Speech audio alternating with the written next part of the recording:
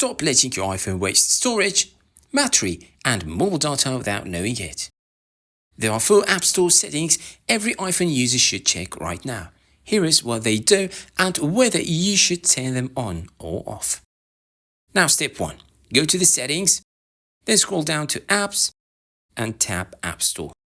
Under Automatic Downloads, you will find these options. App Downloads. If this is on, any app you download on another device using the same Apple ID can automatically install on your iPhone too.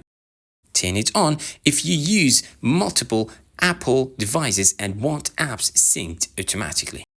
Turn it off if you don't want apps appearing on devices without your permission. Now the second one, App Updates.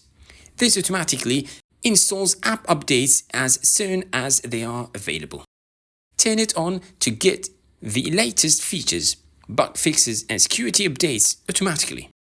Turn it off if you prefer updating apps manually or want more control over your data usage.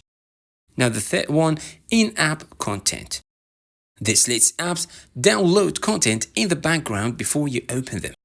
Turn it on for a faster experience when launching apps. And turn it off if you want to reduce background activity and save a little battery life.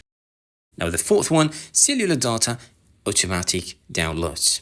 If this is on, your iPhone can download apps and updates using mobile data. If you have limited cellular data, it's usually better to keep this off.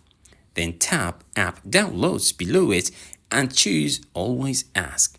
This gives you control before large apps are downloaded and helps avoid unexpected data usage. Follow for more iPhone tips and don't forget to like, share and subscribe for more quick tech guides.